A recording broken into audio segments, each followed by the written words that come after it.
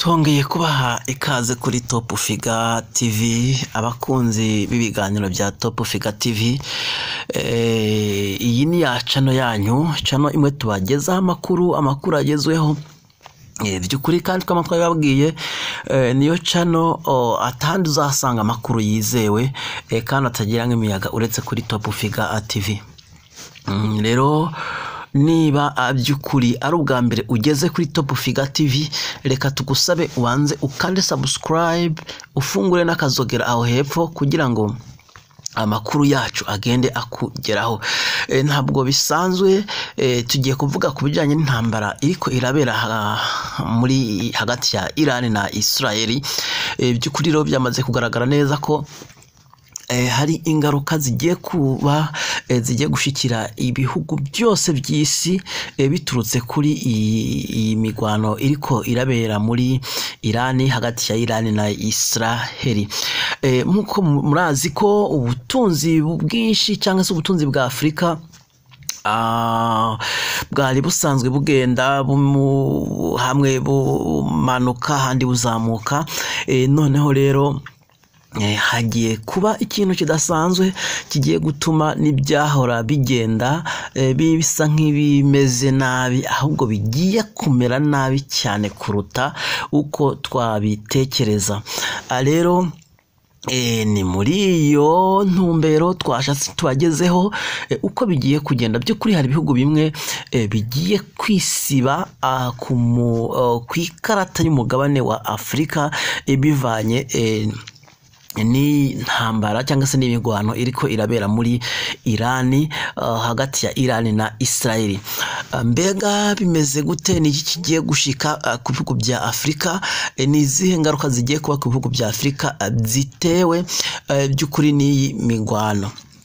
Hari umuhora cyangwa se hari inzira ikomeye cyane yari ifitiye umumaro ukomeye Afrika, none kubw'iyo mirwano by'ukuri iyo nzira isa naho yagize ikibazo, aho Trump amaze gutangariza ko yamaze kugaba ibitero kuri Iran, ibitero by'ukuri byashegeshe Iran, ibitero byaje noneho bikuraho n'akari kagenda kameze nabi kuri Iran.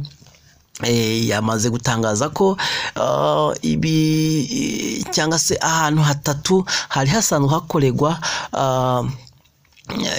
intwaro za kirimbuzi muri Iran, niho Amerika yateye ibisasu kandi yamaze kwemeza ko yasambuye by'ukuri aho hantu hakorerwa ahantu hakorerwa izo ntwaro za kirimbuzi gikoze mu butare bwa nucleaire. Noneho rero Iran nibwaje kuzamura umujinya, imaze kuzamura umujinya ifata umwanzuro wo gufunga umuhora witwa Hormuz. Uwo muhora witwa Hormuz wari umuhora by'ukuri usanzwe unyuramwo ubwato buturutse impande zose z'isi buje gufata ibitoro byo mu bihugu byose by'Abarabu. Arawufunze.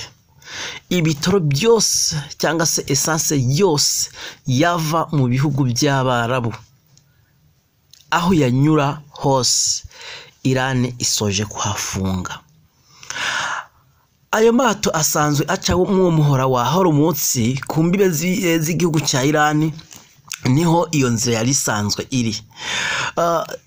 Guhera uyu munsi zasubiye inyuma, guhera uyu munsi zimaze kubona ko uwo muhora zicamwo kugenda gutora iyo essence yugawe ku ruhande rw'igihugu cya Iran. Ku ruhande rw'igihugu cya Iran cyo cyamaze gufata umwanzuro, kiravuga ngo ntabwo iyi nzira izongera kubaho. Bivuga ngo ubwo bwato cyangwa se ayo mato yajya gufata ibitoro mu bihugu by'Abarabu, iyo nzira yanyura ku mupaka cyangwa se yanyura ku gihugu cya Iran. Iran yavuze ngo iyi nzira nifungwe, nta gitoro na kimwe, nta essence n'imwe izongera kuva mu bihugu by'Abarabu yerekeza mu bihugu by'isi. Ibi Iran yabikoze kugira ngo bigende bite? Ibi Iran yabikoze kugira ngo byibuze nayo izamure umujinya w'ibindi bihugu, kugira ngo ibyo bihugu nabyo bigire iki, bibone ko bishobora kwinjira mu ntambara, iyi ntambara ya Iran na Israel. Ibindi bihugu bibone uko bigenda kuyinjiramo, hanyuma nibimara kuyinjiramo by'ukuri ya ntambara y'isi ya gatatu twavuga iri kiratutumba, noneho ibone kujya mu bikorwa. Mbega ingaruka zikomeye zigiye gushikira ibihe bihugu, ingaruka zikomeye zijyanye n'ifungwa ry'inzira bigiye kugenda gute? By'ukuri nta kindi kiri bugaragare, nta zindi ngaruka ziri bugaragare zikomeye ku bihugu bindi. Ntabwo ingaruka ziri buboneke ku bihugu bya Burayi na Amerika, uretse ko n'ibyo bihugu nabwo bigiye kugirwaho izo ngaruka zo kutabona essence. Ariko ibihugu bya Afurika nka byose ingaruka igiye kuboneka, kuko hagiye kubaho izamuka rikabije rya essence, kuko essence isa n'igiye kubura. By'ukuri ibice bingana 20% ya essence yaboneka ku isi yose yaturuka muri ibi bihugu byafunze, byamaze gufunga uyu muhora, byamaze gufunga iyi nzira. Ibaze ibice 20% bya essence yaboneka ku isi yose aka kanya itongeye kuboneka, kiraza kuba ikibazo, kuko ku isoko mpuzamahanga ya essence iraza kuzamuka bivanye n'uko ingano ya essence yahora iboneka igiye kutaboneka. Mbega biraza kugenda bite ku bihugu bya Afurika by'ukuri kigiye kuba ikibazo. N'ibyari bisanzwe bimeze nabi bigiye kumera nabi cyane kuruta.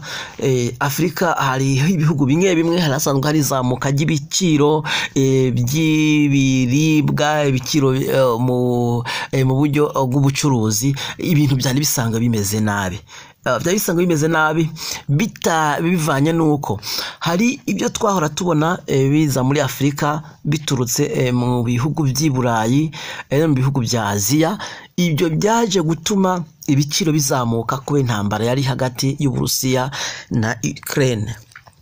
Kuva ibyo biciro byatumbagira bikagera aho hantu, ntabwo byari bwigere byongera kandi gusubira hasi. None hiyongereho n'ikibazo cya Iran na Israel gitumye bafunga iyi nzira yavamwo essence yangana n'ibice 20% byakwira isi yose.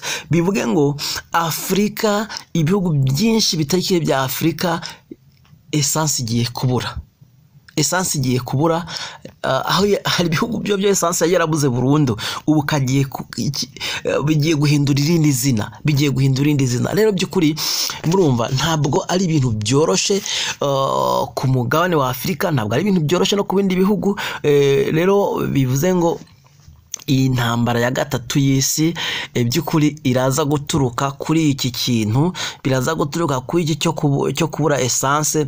By'ukuri rero uri kurareba ishusho Iran iriko iraha ibi bintu, Iran ni ugushaka ishavuze ibindi bihugu mu buryo novuga butagaragara, mu buryo novuga buri indirect, kugira ngo ibyo bihugu nabyo bibone kwinjira mu ntambara. Noneho bimwe twahora tugenda twibaza, bimwe byahora bigenda biri mu bitekerezo, intambara y'isi ya gatatu, noneho bijye mu bikorwa.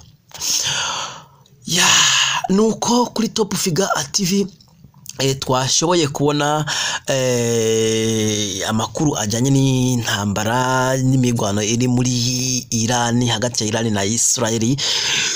None ubwo izi nizo ngaruka zigiye kuba kuri ibi bihugu, nizo ngaruka zigiye kuba kuri byose nkamaze kumva. Noneho rero Amerika ya Trump yo nubu ntabwo iri buze kongera kandi gusubiza hasi ibitero, ahubwo by'ukuri uri kurareba yamaze gusaho ahubwo nitangaza ko itagiye guhagarika ibitero kuri Iran mu gihe Iran ubwayo iza kuba itaramanika amaboko. Ese Iran irahitamo kumanika amaboko cyangwa se Iran ubwayo nayo irahitamo gushaka abasangira ngendo, irahitamo gushaka ariye kugira ngo nayo ihave iza kwihimura kuri Israel na Amerika? Biraza kugenda bite? Irihimura kuri Amerika, irihimura kuri Israel, irashaka aba ariye? Reka duhurire hasi, reka duhurire muri comment, hanyuma uvuge uko ubibona nuko bigiye kugenda. Hanyuma nubwo busesenguzi twemeje kubakorera kuri Top Figure TV kubijanye n'intambara iri muri Israel na Iraq, noneho nawe uravuga uko ubibona nuko bigiye kugenda bitandukanye nuko twe tubivuze hano, kugira ngo by'ukuri tubashe gusangira amakuru, dukure amakuru y'ibinyoma ari mu abantu bagenda bavuga ibi, abandi bakavuga biri, abandi bakavuga uko bitari. Ariko nge nawe umaze kumva aya makuru, umaze kumva ibya Irani na Israel ndetse na Amerika uko bisanzwe bimeze, wowe urabivuga hiki? Ikibazo ni cya kindi, Irani irihimura kuri Amerika, Irani irihimura kuri Israel, Irani irashaka aba ariye kugira ngo bayiherekeza muri iyi mirwano, wowe urabivuga hiki?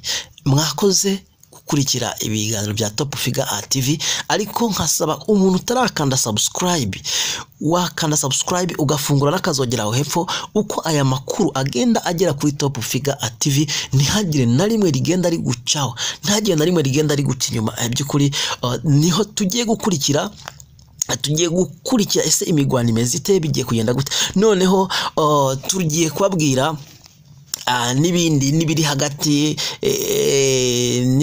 icyo Iraq, hari ikintu Iraq igiye gukora muri iyi minsi kubijyanye n'iyi migwano. Hari n'ibindi bihugu kandi byo ku mugabane wa Aziya bisa n'ibyamaze gutangaza nawe byone intambara yeruye kuri Amerika, nabyo tugiye guha tubikurikirana kuri Top Figure TV. Ariko igihe uza gutakaza subscribe, gufungura akazogera, inshuti, ntabwo ibi bishobora kukugeraho neza.